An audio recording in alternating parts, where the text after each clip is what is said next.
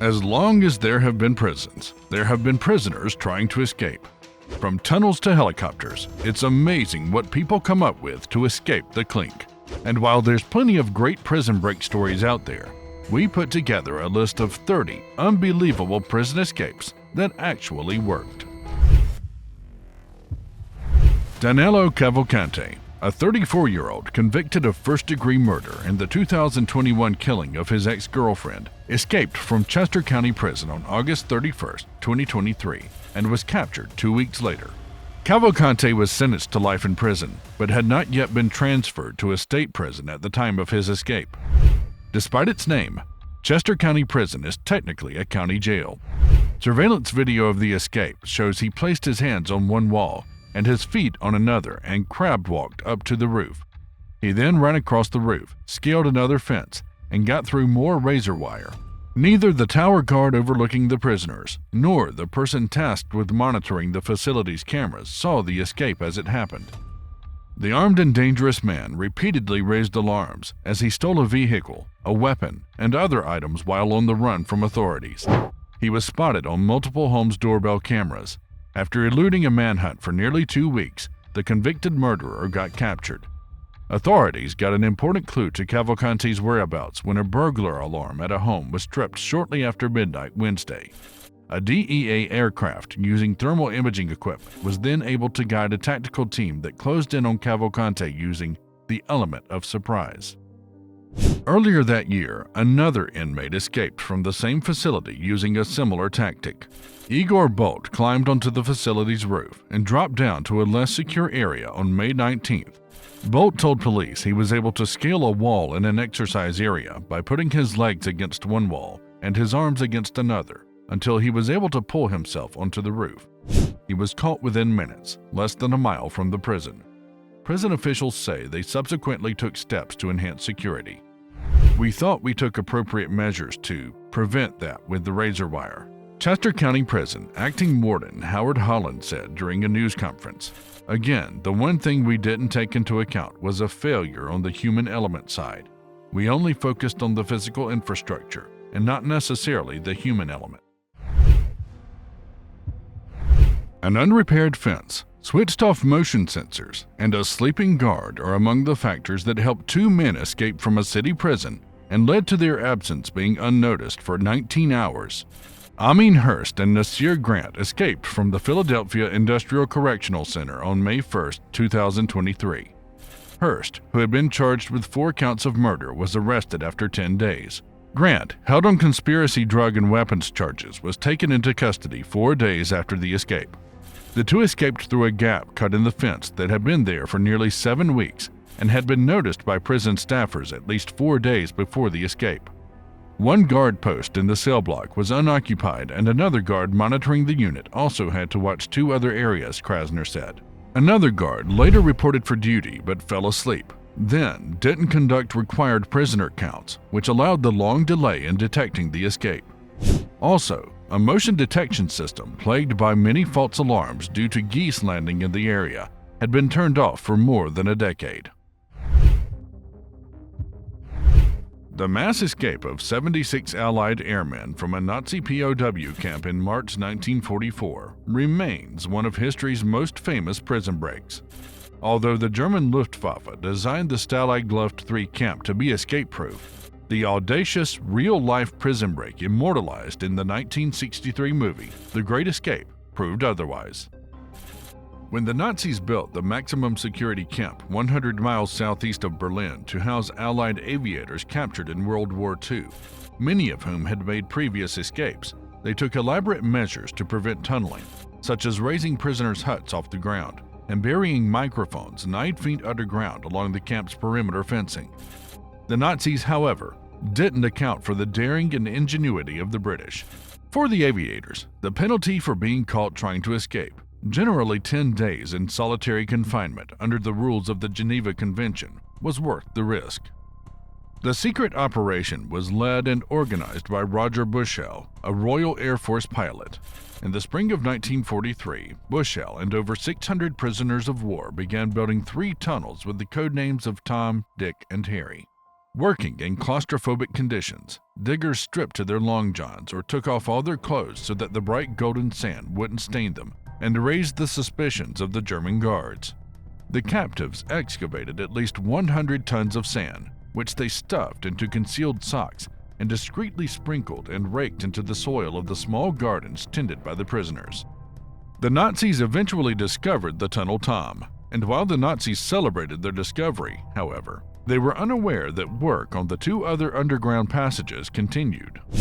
Around 10:30 p.m. on the frigid, moonless night of March 24, 1944, British bomber pilot Johnny Bull slowly traversed the tunnel more than 30 feet below the oblivious Nazi guards and peeked his head out of the snowy ground beyond the camp's fence. Around 5 a.m., a German soldier on patrol nearly fell into the exit shaft and discovered the tunnel. The Nazis discovered that 76 prisoners had broken out. The Nazis mobilized a massive manhunt. Within 2 weeks, the Germans had recaptured 73 of the escapees. Only 3 men successfully fled to safety: 2 Norwegians who stowed away on a freighter to Sweden, and a Dutchman who made it to Gibraltar by rail and foot. A furious Adolf Hitler personally ordered the execution of 50 of the escapees as a warning to other prisoners. With less than a year before he would likely be released, Dominic Taddeo did not return to a halfway house in Florida. After decades in prison, and less than a year before his likely release, Taddeo apparently decided he couldn't wait to get out. Mr. Taddeo, a 64-year-old convicted hitman for the Mafia in upstate New York, had been an inmate at a medium-security correctional facility in Sumterville, Florida, about 50 miles northwest of downtown Orlando, before being transferred to a residential halfway house nearby in mid-February 2022. But after an authorized appointment, he did not return and was officially declared as having escaped. Escape from a halfway house can result in substantial additional prison time or fines. Court documents show that Mr. Taddeo was projected to be released from prison in February 2023. His last attempt to leave was of a much more legal nature. In late 2020, Mr. Taddeo had applied for compassionate release because of concerns about contracting COVID. That request, however, was denied by a federal judge, who outlined in his decision the runaway hitman's past crimes, noting convictions for assault, conspiracy to distribute controlled substances, and, befitting his illegal profession, possession of machine guns. Mr. Taddeo began his criminal career in the mid-1970s, at the age of 16. But it was his activities in the 1980s on behalf of the Mafia in Rochester, New York, that brought Mr. Taddeo true infamy, including the murders of 3 men: Nicholas Mastrodonato, Gerald Pelucio, and Dino Tordatis in 1982 and 1983. It was not until 1992 that he admitted to those crimes. Intriguingly, Mr. Taddeo also confessed to the attempted murder of a Rochester mob leader, Thomas Marotta, trying and failing to kill him twice. Yes, twice, by shooting him. Those murders and attempts resulted in racketeering convictions and a lengthy prison sentence. Smaller cities like Rochester were often subservient to bigger operations in bigger cities. In western New York, that meant Buffalo, where the federal and local authorities battled the Magadino crime family for decades. And while Mr. Taddeo was a relatively small figure in the scope of the national mafia, he was still one of the most vicious hitmen of the Rochester family, and one who may be difficult to find. The 2022 escape was not even Mr. Taddeo's first such unauthorized outing. After being freed on bail for other crimes in 1987, Mr. Taddeo went on the lam for 2 years before once again being hauled in.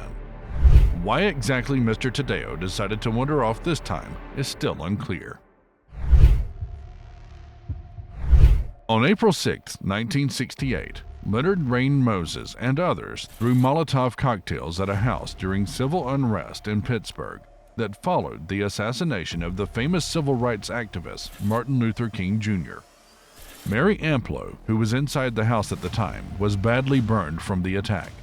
She died a few months later from pneumonia while recovering from the burns.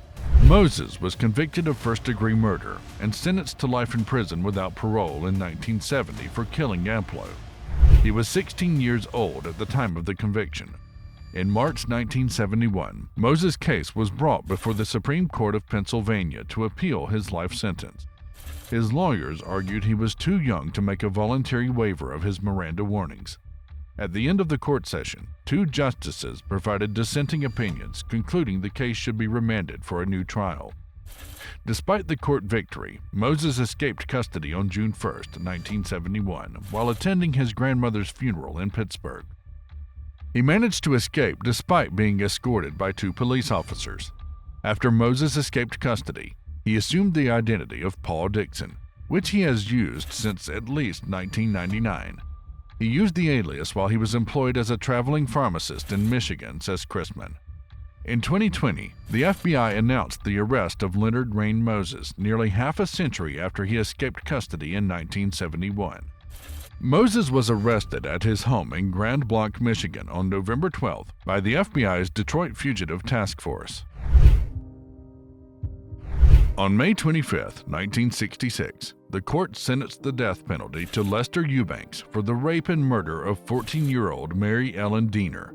In his first 7 years in prison, Eubanks became a model citizen, and the court granted him a holiday season furlough. The temporary release gave Eubanks time to shop at the Great Southern Shopping Center in Ohio on December 7, 1973. Afterward, he disappeared into the night. The Ohio Department of Corrections listed Eubanks as a fugitive. However, federal authorities only started looking for Eubanks in the 1990s. The search gained traction in 2016 when the U.S. Marshals Service picked up the case and suspected Eubanks to be living under the alias of Victor Young, who seemed to have resided and worked in numerous jobs in Los Angeles from 1975 to 1996. Several promising leads about Eubanks' whereabouts appeared through the years. Still, authorities never caught Eubanks. He has since been added to the U.S. Marshals list of the 15 most wanted fugitives in the country. Eubanks has been on the lam longer than any other criminal on the list of most wanted fugitives. He is also the oldest criminal currently on the list. The Marshal's office offered a $50,000 reward for information that leads to the capture and arrest of Eubanks. During the height of Northern Ireland's troubles in the 1970s and 80s, the British government incarcerated hundreds of Provisional Irish Republican Army (IRA) paramilitaries inside the notorious Maze prison. Touted as Europe's most secure penitentiary, the Maze was thought to be escape-proof. That is, until 38 IRA prisoners staged the biggest jailbreak in British history in September 1983. Built on a former Royal Air Force base, the maximum security prison featured 8 jail blocks shaped like the capital letter H. IRA inmates who were serving time for crimes ranging from murder to the possession of explosives viewed the Maze as a prisoner of war camp.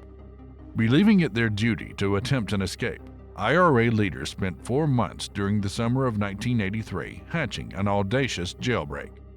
Knowing that officers only carried batons for self-defense, the inmates smuggled 6 handguns with silencers and knives inside the prison.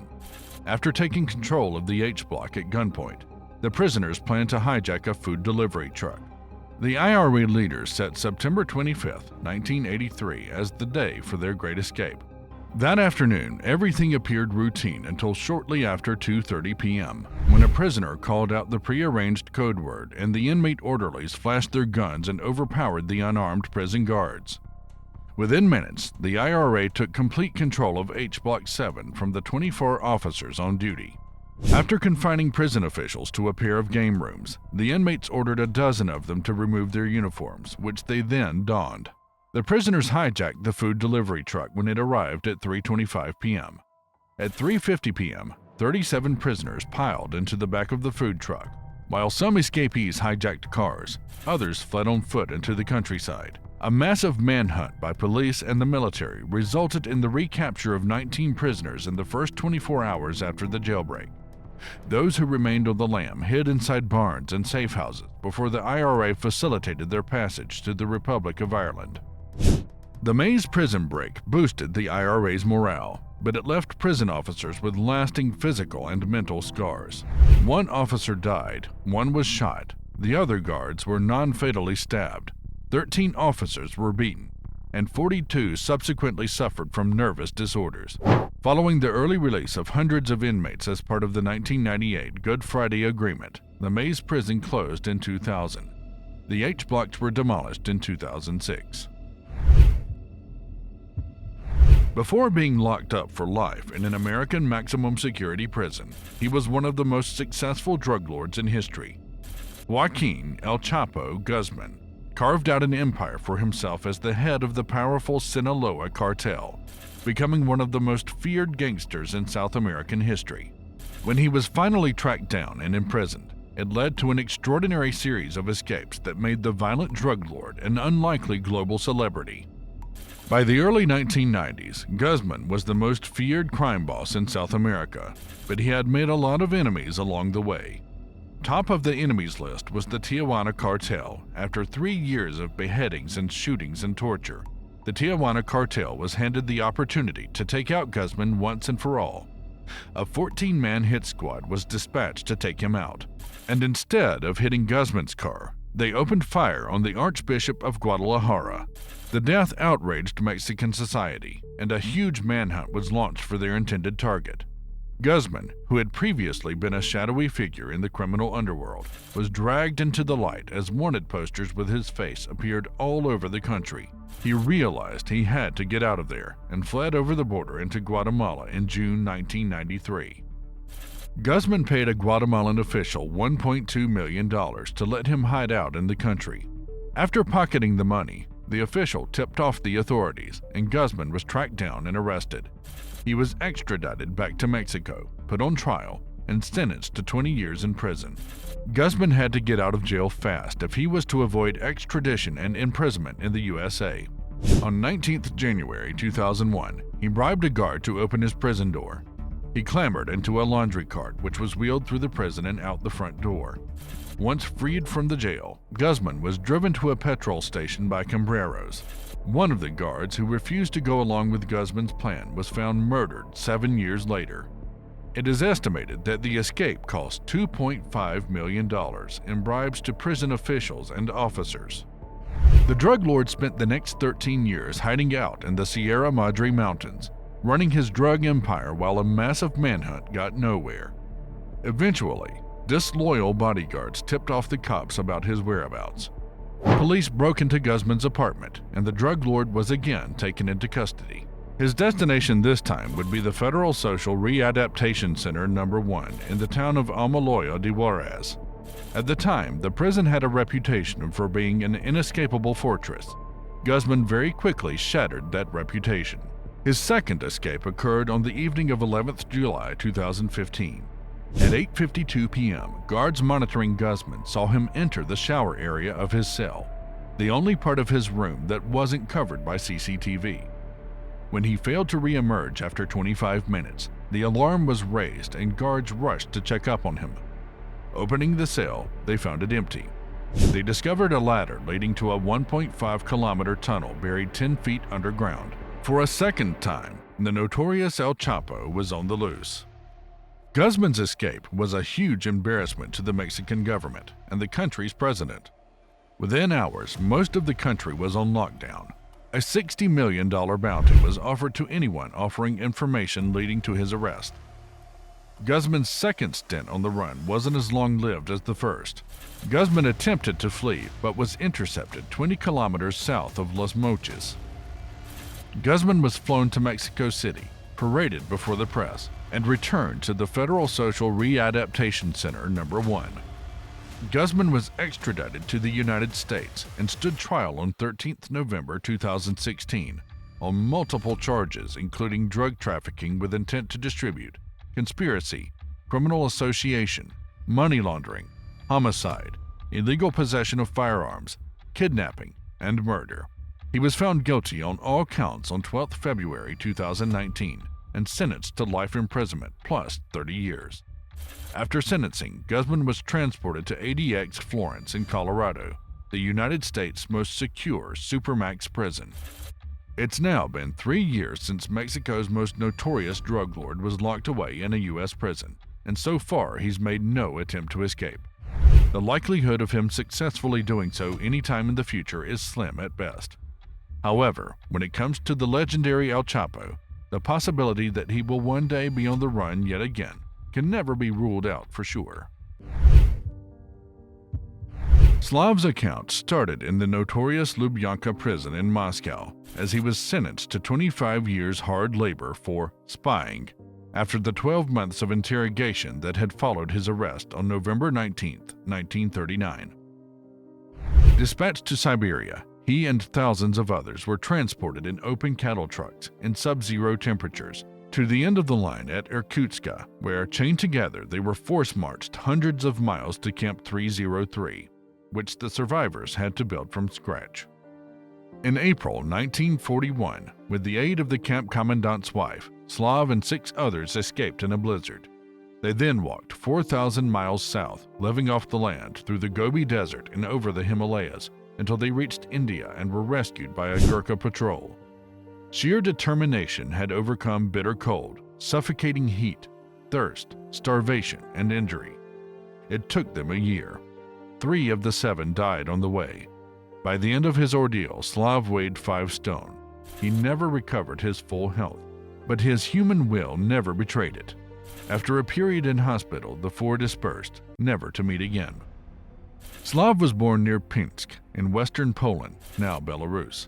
As an adventurous boy, he roamed the glades and rivers of the Pripyat marshes, fishing, sailing, making shelters, and trapping his own food, all of which helped in his later testing years. In 1937, he joined the Polish Reserve Army, and Slav was mobilized as Germany invaded Poland. Poland's valiant defense ended after 3 weeks. Slav returned to Pinsk, where he was arrested by the advancing Soviet forces. After India in 1942, he was sent to Iraq, then to Palestine, where he taught at the Polish cadet school, helping at an orphanage in his spare time. After the war, he settled in the Nottingham area, where he worked as a school handicraft and woodwork instructor, as a cabinet maker, and an in-store display. He died April 5, 2004, and left behind 2 sons, 3 daughters, 11 grandchildren, and 4 great-grandchildren. On July 30, 2010, 2 convicted murderers, Tracy Province and Daniel Renwick, and a 3rd violent criminal, John McCluskey, escaped from a private prison near Kingman with the help of McCluskey's cousin, Caslin May Welch. Renwick commandeered the getaway car, leaving the other 3 to walk 8 miles to Interstate 40, and was arrested 2 days later in Colorado. Province, McCluskey, and Welch made their way to New Mexico, where they carjacked a couple and stole their pickup and camping trailer. After killing the couple, they abandoned their trailer and set it on fire with their bodies inside. Province was captured on August 8th while hitchhiking near Yellowstone National Park in Wyoming. He'd spent the previous evening singing with a local church congregation. McCluskey and Welch spent 3 weeks on the run, with sightings reported as far away as Billings, Montana, and Gentry, Arkansas, where they were suspected of robbing a hair salon. They were captured August 19th at a campground near Sunrise in northern Arizona. U.S. Marshals arrested John McCluskey nearly 3 weeks after he escaped a state prison in Kingman. McCluskey was serving a 15-year sentence for attempted murder when he escaped the state prison with 2 convicted murderers, sparking a nationwide manhunt. McCluskey was the last to be recaptured and was later sentenced to life in prison for murdering a couple in New Mexico while he was on the run. Renwick was sentenced to 48 additional years in prison in Colorado. Province and Welch testified against McCluskey, who was convicted of murder. He died in prison in 2017. Province was sentenced to life in prison. Welch received 40 years. Born in 1906 in Ardèche, France, Charrière grew up in poverty and turned to a life of crime at a young age. In 1931, he was wrongly convicted of a murder he did not commit and sentenced to life imprisonment in the infamous penal colony on Devil's Island in French Guiana. Charrière spent the next 14 years of his life in various prisons throughout French Guiana, enduring brutal conditions and constant violence. Despite the odds against him, Charrière was determined to escape and make a new life for himself outside of prison. Over the course of several years, Charrière made several attempts to escape from prison, often with the help of fellow inmates and sympathetic guards.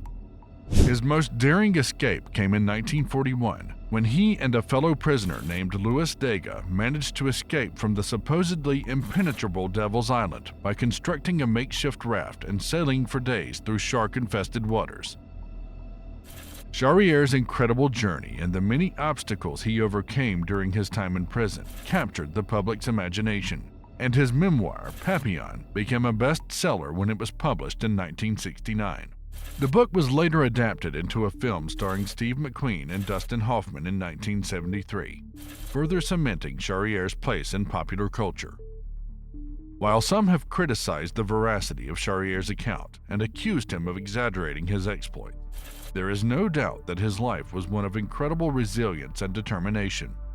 His story has inspired countless others to persevere in the face of adversity and to never give up on their dreams, no matter how impossible they may seem.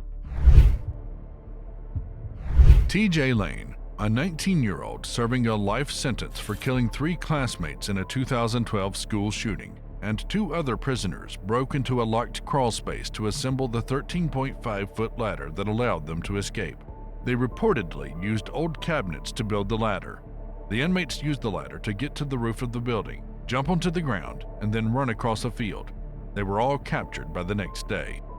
Despite the broken security camera, part of the prisoners' escape was still caught on tape. Lane and the other 2 prisoners who escaped, murderer Lindsay Bruce and kidnapper and robber Clifford Operant, have since been transferred to a maximum security prison. The prison they escaped from is a minimum medium security prison that has a special unit for inmates that are likely to be targets of violence.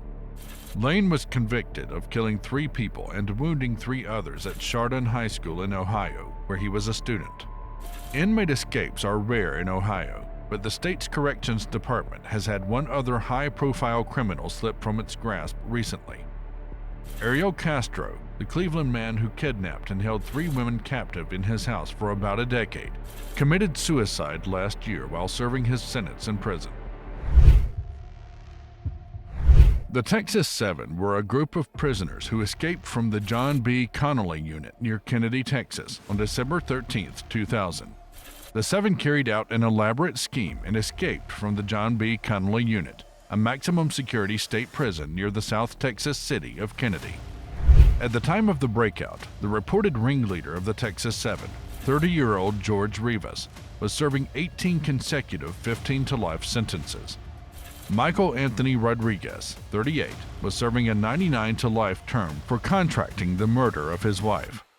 Donald Keith Newberry, 38, the member with the longest rap sheet in the group, was serving a 99-year sentence.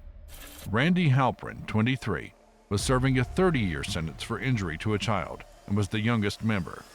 The other 3 were all serving 50-year sentences. Using several well-planned ploys, the 7 convicts overpowered and restrained 9 civilian maintenance supervisors, 4 correctional officers, and 3 uninvolved inmates. The escape occurred during lunch and at count time when there was less surveillance of certain locations. Most of these plans involved one of the offenders calling someone over, while another hit the unsuspecting person on the head from behind. Once each victim was knocked unconscious, the offenders removed some of his clothing, tied him up, gagged him, and placed him in an electrical room behind a locked door. The attackers stole clothing, credit cards, and identification from their victims. The group impersonated prison officers on the phone and created false stories to ward off suspicion from authorities. After this first phase, 3 of the group made their way to the back gate of the prison. They pretended to be there to install video monitors. 1 guard at the gatehouse was subdued, and the trio raided the guard tower and stole numerous weapons. Meanwhile, the 4 offenders who stayed behind called the prison tower guards to distract them. They then stole a prison maintenance pickup truck, picked up their cohorts, and drove away from the prison. 6 of the 7 were apprehended over a month later, between January 22nd to 24th, 2001, as a direct result of the television show America's Most Wanted. The 7th committed suicide before he could be arrested. The surviving members were all convicted and sentenced to death for the murder of Irving, Texas police officer Aubrey Wright Hawkins, who was shot and killed when responding to a robbery perpetrated by the Texas Seven. 4 of the 6 sentenced have since been executed. Located on a lonely island in the middle of San Francisco Bay, Alcatraz, aka The Rock, had held captives since the Civil War. But it was in 1934 that Alcatraz was refortified into the world's most secure prison. Despite the odds, 36 men tried 14 separate escapes. Nearly all were caught or didn't survive the attempt. The fate of 3 particular inmates, however, remains a mystery to this day. Frank Morris arrived at Alcatraz in January 1960 after convictions for bank robbery, burglary, and other crimes and repeated attempts to escape various prisons. Later that year, a convict by the name of John Anglin was sent to Alcatraz, followed by his brother Clarence in early 1961. All 3 knew each other from previous stints in prison. Assigned to adjoining cells, they began hatching a plan to escape. Morris, known for his intelligence, took the lead in the planning. They were aided by another inmate, Alan West. On June 12, 1962, the routine early morning bed check turned out to be anything but. 3 convicts were not in their cells: John Anglin, his brother Clarence, and Frank Morris. In their beds were cleverly built dummy heads made of plaster, flesh-tone paint, and real human hair that apparently fooled the night guards. The prison went into lockdown, and an intensive search began. As the days went by, the FBI, the Coast Guard, Bureau of Prison Authorities, and others began to find more evidence and piece together the ingenious escape plan. They were aided by inmate Alan West, who didn't make it out of his cell in time, and began providing them with information. It turned out the group had begun laying plans the previous December. Using crude tools, the plotters each loosened the air vents at the back of their cells by painstakingly drilling closely spaced holes around the cover, so the entire section of the wall could be removed. Once through, they hid the holes with whatever they could. Behind the cells was a common, unguarded utility corridor. They made their way down this corridor and climbed to the roof of their cell block inside the building. More than 50 raincoats that they stole or gathered were turned into makeshift life preservers and a 6x14-foot rubber raft. They also built wooden paddles and converted a musical instrument into a tool to inflate the raft. The ceiling was a good 30 feet high, but using a network of pipes, they climbed up and eventually pried open the ventilator at the top of the shaft. On the evening of June 11th, they were ready to go. West, though, did not have his ventilator grill completely removed and was left behind. The 3 others got into the corridor, gathered their gear, climbed up and out through the ventilator, and got onto the prison roof. Then they climbed over the fence, snuck to the northeast shore of the island, and launched their raft. What happened next remains a mystery. Did they make it across the bay, get to Angel Island, and then cross Raccoon Strait into Marin County as planned? Or did the wind and waves get the better of them? Plenty of people have gone to great lengths to prove that the men could have survived, but the question remains, did they? The FBI officially closed its case on December 31st, 1979, and turned over responsibility to the U.S. Marshals Service, which continues to investigate in the unlikely event the trio is still alive. He's spent decades dodging the law. He's escaped from jail twice by helicopter. He's given millions to the poor. This is the story of how Greece's most wanted man became a folk hero. Vasilis Paniokastis' criminal career began with modest robberies in the 1980s before escalating to high-profile bank heists and kidnappings. Unlike other notorious bandits, Paniokastis claims no one was harmed during his crimes. Born in 1966 in central Greece, he grew up in a region where banditry wasn't always condemned. His criminal activities began to gain significant attention when, during a severe economic crisis in Greece, he stole substantial amounts from banks, symbolically targeting institutions blamed for the country's financial woes. His reputation was further cemented by elaborate escapes, including one where he used a helicopter piloted under duress. Paniokastis' most famous escapes include fleeing Chalkida jail using bed sheets in 1991, and twice escaping from maximum security prisons via helicopter in 2006 and 2009, with assistance from his brother Nikos and accomplices. These dramatic jailbreaks, coupled with his Robin Hood-like redistribution of stolen wealth, earned him folk hero status among some Greeks. Despite a massive manhunt and a substantial bounty on his head, Paleocostas has remained elusive, with rumors of his whereabouts and activities continuing to circulate. His life story, marked by brazen robberies, kidnappings for ransom, and audacious prison escapes, reflects a deep-seated defiance against the authorities and a complex relationship with the public, some of whom view him as a symbol of resistance against corruption and inequality.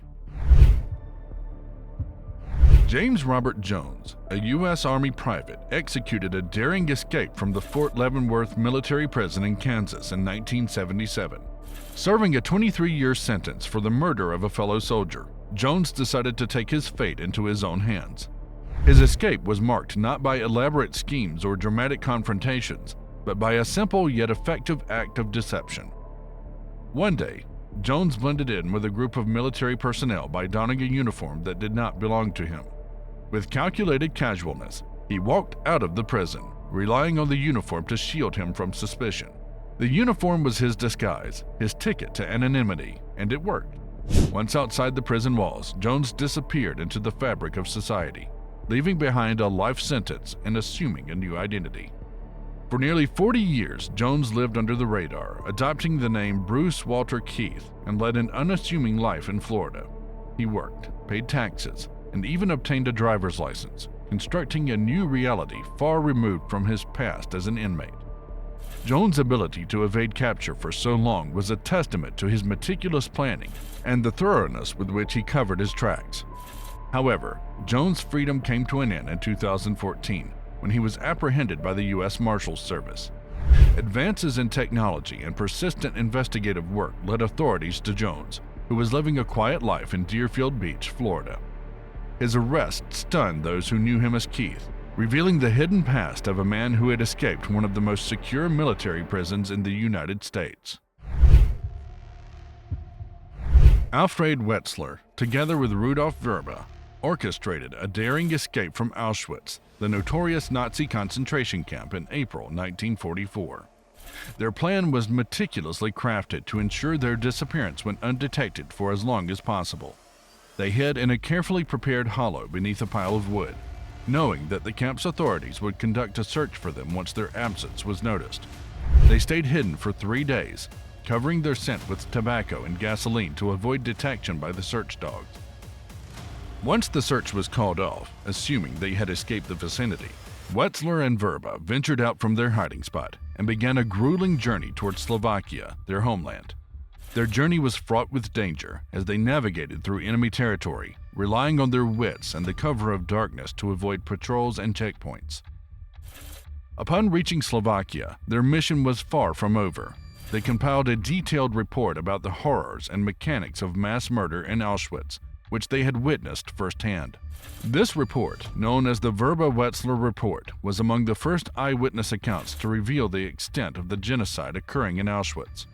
It provided a comprehensive account of the camp's layout, operations, and the systematic extermination processes, including gas chambers and crematoria. The information contained in the report was initially met with skepticism, but eventually gained credibility, contributing significantly to the world's understanding of the Holocaust. It played a crucial role in informing the Hungarian Jewish community and the international community about the true nature of the camp, leading to diplomatic pressure that is credited with saving thousands of lives. Wetzler's and Verba's escape and the subsequent report they compiled stand as a testament to their courage and determination to expose the atrocities of the Holocaust, despite the immense risks involved. Their actions not only highlighted the importance of resistance and the fight for justice, but also demonstrated the impact that the bravery of individuals can have on the course of history. Thompson, who was on death row for the murders of his ex-girlfriend and her boyfriend, managed to walk out of a maximum security facility by exploiting its vulnerabilities and using his wit. After being re-sentenced to death, Thompson was temporarily held at the county jail for legal proceedings. He seized this opportunity to plan his escape. Thompson obtained a set of civilian clothes, which he kept hidden until the day of his escape. On that day, he changed out of his prison uniform and into the civilian clothes after a meeting in the attorney visitation room. Thompson's next move was as bold as it was simple. He walked up to the jail officers, flashed a fake ID badge, and convinced them that he was an undercover agent who had been in the jail to meet with a client. His confident demeanor and the convincing details he provided misled the officers into believing his story. With the guards deceived, Thompson casually walked out of the jail and disappeared into the streets of downtown Houston. His freedom was short-lived, however, as he was recaptured 3 days later in Shreveport, Louisiana, after a tip-off to authorities from a concerned citizen who recognized him from media reports. Thompson's escape highlighted significant security flaws within the jail system and led to a re-evaluation of procedures and protocols. This escape story is not just about the ingenuity of one man, but it also serves as a cautionary tale about complacency and the importance of vigilance in the criminal justice system. Frank Abagnale's life of crime and subsequent escape from custody reads like a thrilling adventure novel, highlighting his cunning and charm.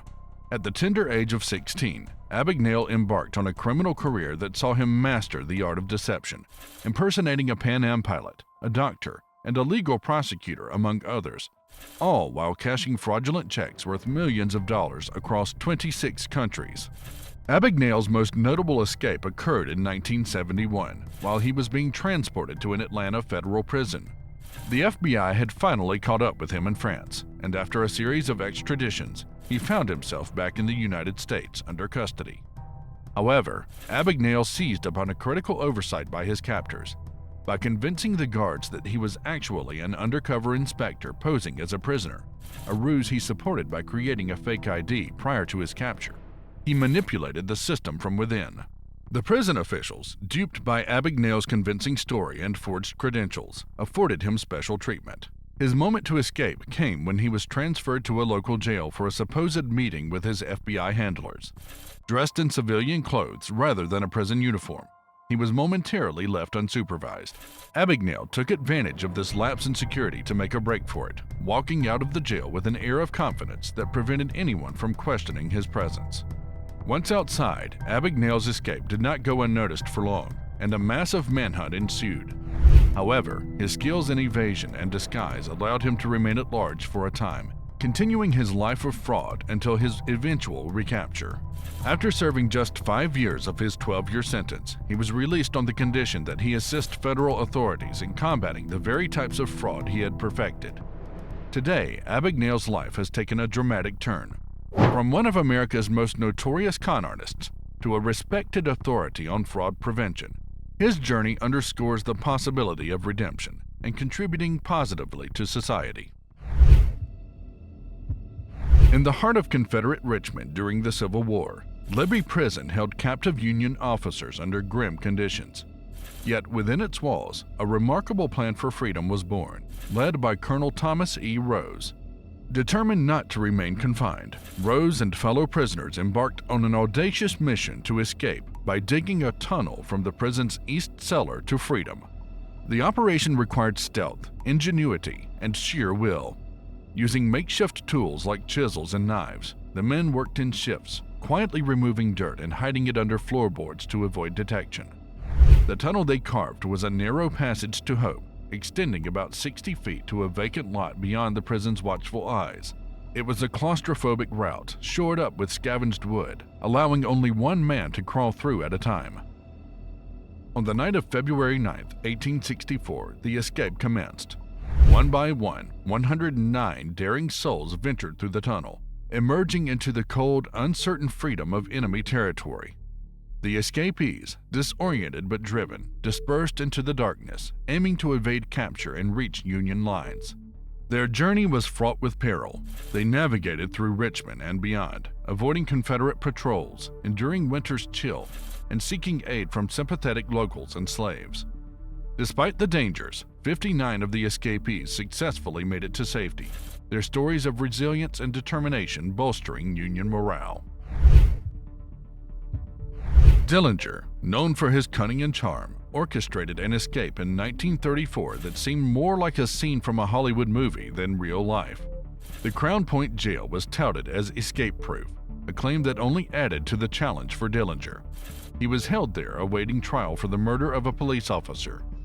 The escape plan Dillinger devised was simple yet ingenious, relying more on audacity and psychological manipulation than on brute force. The most remarkable aspect of Dillinger's escape was how he reportedly used a fake gun. Legend has it that Dillinger carved a gun from a piece of wood. Some accounts suggest it was a bar of soap blackened with shoe polish, convincingly enough to fool the guards. With this makeshift weapon, he managed to take several hostages within the jail, including guards and inmates, and walked out of the supposedly impregnable facility. Once outside, Dillinger and his makeshift gang commandeered the sheriff's car, crossing state lines, which was a federal offense. This act put him squarely in the sights of the newly formed FBI, marking the beginning of a nationwide manhunt that would contribute to his notoriety. Dillinger's escape from Crown Point was not just a testament to his daring, but also highlighted the flaws in the penal system at the time.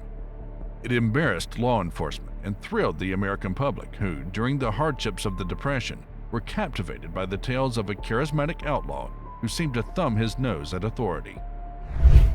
After his escape, Dillinger continued his life of crime, but remained constantly on the move due to the massive manhunt. His freedom was short-lived, however. Just a few months later, Dillinger was betrayed and killed by FBI agents outside the Biograph Theater in Chicago, ending the criminal career of America's first public enemy number one. Immortalized by the film Midnight Express, Billy Hayes' story unfolds in Turkey in the 1970s, where he was imprisoned for attempting to smuggle hashish out of the country. Hayes' initial sentence of 4 years was devastatingly extended to a life sentence after a legal appeal went awry, setting the stage for a daring escape that would defy the odds. Incarcerated in the notorious Imrali Island prison, Hayes refused to resign himself to a life behind bars. He began to meticulously plan his escape, understanding that his fight for freedom was not just against the physical confines of the prison, but also against the despair that threatened to overwhelm him. Hayes' escape plan was audacious and fraught with peril. He realized that his best chance of escape was by sea, a daunting prospect given the prison's island location and the treacherous waters surrounding it. Hayes spent months preparing, physically and mentally, for the ordeal ahead. He exercised to build his strength and studied the island's layout and routines to find the best possible route to freedom. The night of his escape, Hayes executed his plan with precision. He managed to slip away from his cell and the prison guards, reaching the shoreline undetected. The next phase of his escape required him to swim a considerable distance in the cold, dark waters to reach the mainland, a feat that tested the limits of his endurance. Once on the mainland, Hayes' journey to freedom was far from over. He had to navigate through unfamiliar terrain, avoid capture, and find a way out of Turkey. His escape took him on a harrowing journey through the countryside, relying on his wits and the kindness of strangers to evade recapture. Ultimately, Hayes made his way to Greece, from where he eventually returned to the United States, bringing to an end his nightmarish ordeal in Turkey. His story, particularly his harrowing escape, highlights the incredible lengths to which individuals will go in their quest for freedom. It also sheds light on the human capacity for resilience and the unyielding desire to reclaim one's life in the face of overwhelming odds. Alfie Hines, a name synonymous with escape and ingenuity, became legendary for his multiple escapes from British prisons in the mid-20th century. Hines wasn't just an escape artist. He was a man who challenged the very system that sought to confine him, turning his captivity into a series of daring adventures that captivated the public's imagination. Hines' story begins in the wake of a conviction for burglary in 1953, which he steadfastly claimed was a wrongful conviction. Unwilling to accept his fate, Hines turned his intellect and resourcefulness towards the pursuit of freedom.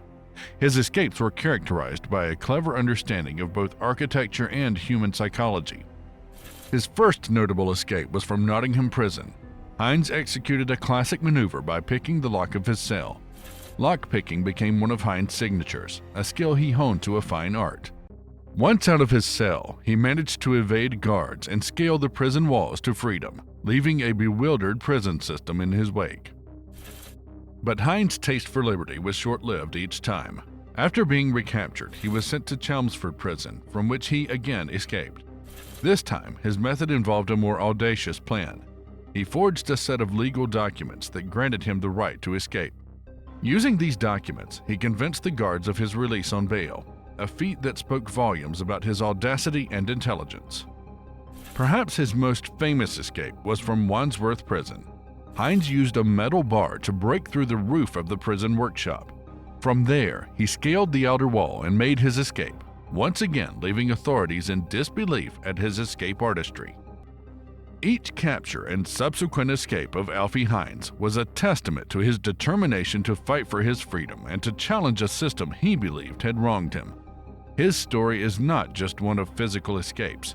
It's a narrative about challenging injustices and using one's wits to confront seemingly insurmountable obstacles. Alfie Hines eventually won his appeal against his conviction, proving his innocence and securing his release. His life story, marked by the pursuit of justice through extraordinary means, has inspired books and discussions about the nature of freedom, justice, and the indomitable human spirit to overcome adversity.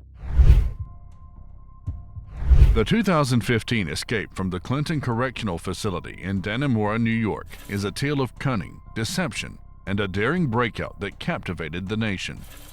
Richard Matt and David Sweat, two inmates serving long sentences for murder, orchestrated one of the most elaborate prison escapes in recent American history. The plan was intricate and required months of preparation.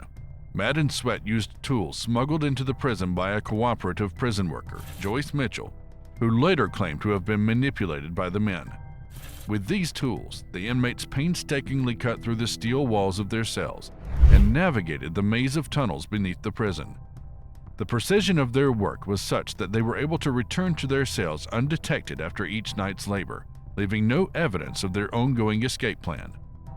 Their route through the prison's underbelly was marked by obstacles, including a catwalk and a labyrinth of pipes, which they navigated with remarkable ingenuity. They eventually reached a manhole cover outside the prison walls, which served as their gateway to freedom. The escape was not discovered until the following morning, giving the men a critical head start on law enforcement. The breakout led to a massive manhunt that lasted for weeks, involving hundreds of officers from various agencies. The surrounding areas were put on high alert as the search extended across rugged terrain, with residents living in fear of encountering the fugitives. Richard Matt was eventually found and shot dead by a federal agent after refusing to surrender. David Sweat was captured days later, not far from the Canadian border, exhausted and running through a field. His capture brought relief to a region that had been on edge since the escape. The aftermath of the escape led to significant scrutiny of prison security measures and the relationships between inmates and prison staff. Joyce Mitchell was arrested and charged with aiding the escape, highlighting the role that manipulation and emotional exploitation played in the breakout's success. Sarah Jo Pender's escape story unfolds with a blend of ingenuity and manipulation, marking her as one of the most cunning fugitives. Her story begins in the confines of an Indiana prison, where she was serving a long sentence for a double homicide she was convicted of in 2000. Unlike the high-octane escapes of aerial maneuvers or brute force, Pender's breakout in 2008 was a masterclass in psychological manipulation and strategic planning. Pender's plan hinged on her ability to manipulate those around her. She developed a relationship with a prison guard, who became unwittingly pivotal to her escape. Through this relationship, she acquired a set of prison guard uniforms. This was the first step in a carefully orchestrated plan that relied more on stealth and social engineering than on physical prowess. On the day of her escape, Pender donned the uniform, transforming herself from a high-profile inmate into a figure of authority within the prison walls. Her disguise was convincing. She walked with a confidence that did not invite question, blending in with the very people tasked with keeping her behind bars. The uniform was her cloak of invisibility, and she used it to navigate through the prison and out of its doors without raising alarm. Once outside, Pender's escape was facilitated by an accomplice, who provided the transportation needed to vanish into the ether of the outside world. Her disappearance sparked a massive manhunt as authorities scrambled to track down the escaped convict, who slipped through their fingers with alarming ease. For months, Pender lived on the run, using aliases and relying on the kindness of unsuspecting strangers. Her time as a fugitive was a testament to her ability to adapt and survive, traits that had enabled her escape in the first place. However, all stories of flight from justice eventually come to an end. Pender was captured in 2008 after being featured on America's Most Wanted, which led to tips regarding her location. Her recapture was a cold reminder of the consequences of her actions, both the crime that put her behind bars and the cunning escape that briefly granted her freedom. Ted Bundy, one of the most infamous serial killers in American history, is also known for his cunning and daring escapes from custody. Unlike other escape stories that might involve elaborate plans or external aid, Bundy's escapes were marked by his own audacity and resourcefulness. In 1977, while being held in Aspen, Colorado for a preliminary hearing, Bundy executed his first escape. He had been elected to serve as his own attorney, which granted him certain privileges, including access to the law library in the courthouse. It was here that Bundy saw his opportunity. With no guards directly watching him, he opened a window, jumped from the second story of the building, and landed on the ground below. Despite injuring his ankle in the fall, Bundy managed to limp away to freedom. He stole a car, but was recaptured 6 days later due to driving erratically. But Bundy's desire for freedom was not quelled. In December of the same year, he staged a more audacious escape. This time, he lost weight to fit through a small opening in the ceiling of his cell. Over months, he had acquired a detailed knowledge of the jail layout and had noticed a flaw in the prison's design. He waited until the jail was understaffed around the Christmas holidays, then made his move. Climbing into the ceiling crawl space, he navigated through the jail's interior, eventually dropping down into the apartment of the jailer, who was out for the evening, and walking out the front door to freedom. This escape led to Bundy's final and most devastating spree, culminating in the attacks at the Chi Omega sorority house in Florida. His freedom lasted for weeks until he was finally captured in February 1978, after being stopped by a police officer for driving a stolen vehicle. Bundy's escapes were not just a demonstration of his cunning, but also highlighted serious lapses in jail security. His ability to exploit the weaknesses of the systems meant to detain him underlines the dangers posed by such a determined and intelligent individual. In the heart of France, behind the formidable walls of the Luynes prison, Pascal Payette found himself longing for freedom. The year was 2001, and Payette, determined not to let his sentence dictate his fate, began to plot an escape that would go down in history for its sheer audacity and brilliance. Payette's plan was not one of stealth or digging through the earth. It was far bolder. He envisioned the skies as his route to freedom, a domain unguarded by the prison's high walls and barbed wire. The key to his plan? A helicopter. On a day that seemed like any other to the guards and inmates of Luynes prison, the air was suddenly filled with the sound of chopper blades. A helicopter, commandeered by Payette's accomplices, descended towards the prison yard, a beacon of freedom against the backdrop of captivity. It was an unbelievable sight, something that seemed possible only in movies. As the helicopter hovered above the ground, Payette and his cohorts made their move. With the prison guards taken completely by surprise, they had no time to react. Payette and his friends sprinted across the yard, their hearts pounding with the promise of freedom so close within reach. They leaped into the helicopter, which swiftly rose into the air, leaving the confines of the prison far below. This daring escape was not the end of Payette's story. Captured again, he orchestrated yet another helicopter escape in 2007, proving that his will to be free could not be tamed by walls or bars. Payette's escapes were a testament to his resourcefulness and refusal to accept his fate. Pascal Payette's name became synonymous with the ultimate expression of freedom. His story is not just one of evasion, but a bold statement on the human spirit's refusal to be caged. In a world bound by rules and restrictions, Payette's escapes remind us of the lengths to which some will go to reclaim their liberty, turning the sky from a limit into a pathway to freedom. His legacy is one of audacity, courage, and an indomitable will, marking him as one of the most daring escape artists in recent memory. Payette's flights to freedom, propelled by the roar of helicopter blades, continue to inspire awe and wonder at the lengths one man went to in pursuit of liberty. In the heart of Germany during World War II, Koditz Castle stood tall and intimidating, a prison meant to hold the most daring Allied soldiers. These were men who had tried to escape from other prisons, earning them a place in what the Germans thought was an escape-proof fortress. But the prisoners of Koditz had other plans. Among them were some of the most creative and bold minds, unwilling to give up on freedom. They spent their days not just dreaming of escape, but actively planning it, turning their captivity into a challenge to overcome. The most remarkable plan involved building a glider. Yes, a real aircraft, crafted secretly within the castle's walls. The masterminds behind this plan were British officers, who decided that if they couldn't escape through Koditz's gates, they would simply fly over them. Gathering materials was a covert operation in itself. Bed slats, floorboards, and even pieces of their own clothing were transformed into the parts of the glider. These officers worked under the cover of night, in an attic they had claimed for their mission. They had to be silent, careful not to alert the guards to their plan. The design was simple but ingenious. The glider would be launched from the castle's rooftop using a makeshift catapult. This required precise engineering and a bit of boldness, qualities these men had in spades. As they built the glider piece by piece, the end of the war was drawing near. Time was running out, not just for their captors, but for their grand escape plan as well. Finally, the glider was ready, a testament to their determination and skill.